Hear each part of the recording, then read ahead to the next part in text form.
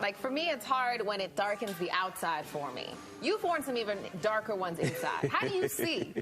You know when you're cool like this. Oh, you got to be cool. You know, you get to, you know, the bright lights, the sunglasses helps get everything down. Totally. I'm going to get my cool level up. You got to cool like that. Pop on some shade. But no, honestly, it's like a third nature now. I can practically drive in sunglasses even morning or night. I can't even wear a hat inside. There's that too, but you look good. You look good.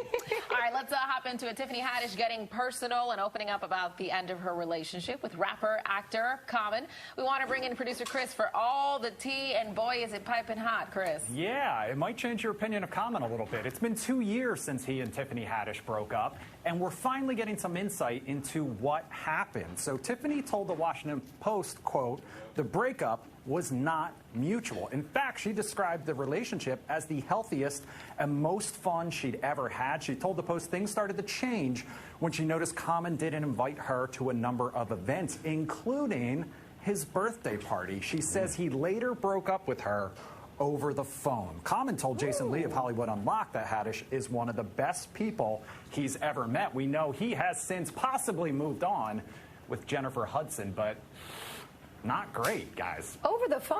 Over the phone. Wow. That's so actually, you know what? My question, what is the worst breakup you've ever had? Like, you're on the receiving end. Has anybody been broken up with? Yes, probably several times. Social media. Social media. Wait, they DM'd you? They slid into your DMs for a breakup? No, it just kind of was like you see the tweet and realize, oh. They're talking about me? Oh, no. Okay, that's bad. That's really bad. You're like, wait a minute, I'm the only media prince I know. Right. So at least Common had just a little bit more proof than that. Okay, how about you? Barely. I don't think I've ever really been broken up with. Yeah, I married the only person I was with, so we're okay. That's something I need to know. That ended well. Wait, Chris, you said several times. What's your story? There we go. Yes. I'm trying to think how to delicately put this. She no longer liked men. Oh, I see. So it was just a complete pivot. Got it. There was a complete pivot there, yeah. That came as a little bit of a shock, though, I admit. Gotcha. I don't remember. I don't know if I've been. It's been so long since I last dated, so I don't think I remember my breakups. Those memories are fuzzy. I was mostly the breaker. Okay. But I was very nice about it. Heartbreaker Jeanette Reyes. Heard it here first. Yeah, right. All right. Speaking of being on the receiving end, who else are we talking about? I was going to say, speaking of heartbreakers, let's talk about Pete Davidson now, because he is legally in the clear for smashing his car into a Beverly Hills home. This happened back in March, remember. He was charged with reckless driving last month. However, last week he entered a diversion program, therefore avoiding prosecution. He must complete 50 hours of community service, however, but here's an interesting twist. He's going to be able to do so in New York City at his father's former firehouse. Remember, he was in the NYFD. He also needs to complete 12 hours of traffic school. Here's where it gets a little dark, though. He also has to visit a morgue to see what happens to people when they're victims of a reckless driver. He has 18 months to get this done, guys. So this is strange because they said no alcohol, no substances involved. He was just recklessly driving, slammed into a house. Do you think somebody not of his stature would have had the same punishment, just community service? Of course not. We'd be right in the slammer. Question, did he fix the house? That is also my question. That needs to be the first thing. I would hope but so. I guess, if you're Pete Davidson, you just fly with the, I do like the idea of seeing the consequences of your actions, like what could possibly happen. I think a lot of folks could probably use something like that, right? That it's serious business. I think that'll definitely humble him. Absolutely. Like, ooh, that's a little different. Yeah. If memory serves, the home was not that severely damaged, but I believe they ended up tearing it down anyway. And the property is now being rebuilt. No word whether Pete had anything to do with financing that, I will say. But I don't think the homeowner wanted to pursue charges or anything civilly either. Maybe she was dating him. Guys, let's talk about Drake now. And this, I will say, is probably my favorite story of the day. We told you last week he was all in his feelings because after a recent concert, no one threw a bra at him. And he was upset about that. He wondered if he didn't have it anymore. Well, he got his wish during a stop at New York's Barclays Center over the weekend, and he got it in a big way. And we are talking specifically 36G big. So here's what happened. Video from a fan at the show shows Drake walking to the stage. He catches there's a bra thrown at him. He holds it up. He inspects it closer. He notices the size and announces to the crowd, quote, "Locate this woman immediately." Well, the woman who threw it took responsibility with her own video on TikTok. She's a 21-year-old named Veronica.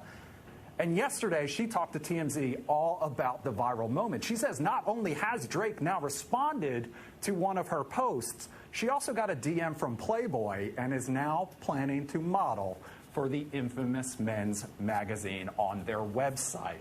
She has not, though, yet responded to Drake, she says.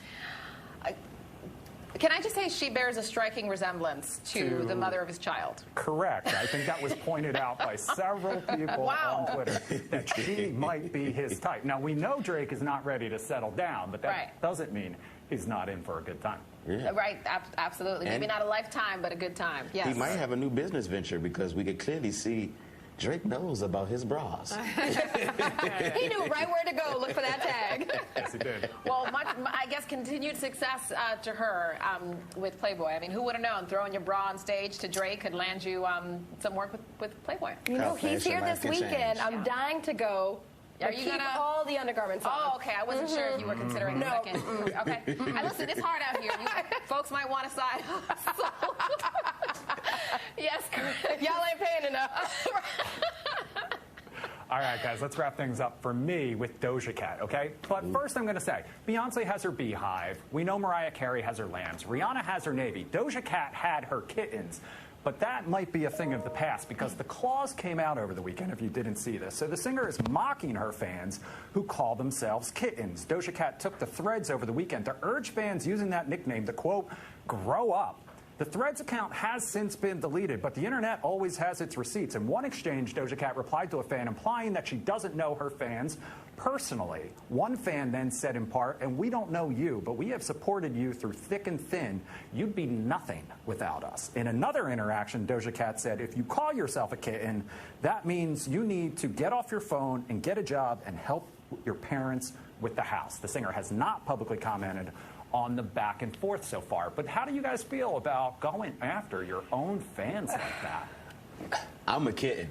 And she gave us the names. She asked us, what would you like to be called as my fan base? And now we're just deserted on the side of the road as we're just watching her bus ride past. I love her music, too. It's tough to see. It is. And we've really helped plummet her to the top of the charts. Yeah. It's hard because it's like she doesn't know how to deal with the fame almost. I don't know what's going on lately. Something's going on because it's been like a drastic change in not just her appearance, the way she's interacting with fans. I feel like initially she actually handled fame pretty good, right? Like she was still interacting, doing lives. She's still doing them now, but there seems to be like I don't know. I'm just thinking, is this her way to just try to get out the music business, period? Just maybe just ruin her career? Because she's lost 200,000 followers in 24 hours. We have seen people come back. All you need is a couple good hits, right? And she does know how to make those hits. You definitely make a hit, and I'm on the dance floor again. I'm wondering, she's going on tour, right? She's going on tour. And her tickets were selling like crazy before this happened. And now people are trying to get refunds. Well. But people get to still see Ice Spice and Doja, which kind of still saves the tour. Gotcha. You know, but it may Ice Spice suck. is like, girl, stop. You can't treat your fans like that. Right. It just may suck when they perform and just leave when Doja gets on the stage. And that, I think, will really show. She put on a good show, though. We'll see. Yeah. All right. Always good to, speaking of putting on a good show, always good to have you on. It's Thanks for joining us. It's good to be here, too. And I brought my mom here with me today. What's your mom's name? Karen. Karen. Hi, Karen. So she got to experience this today, so I'm excited. That's awesome. Well, thanks for bringing her. Thanks for coming on, as always. Thank you for having me. All right.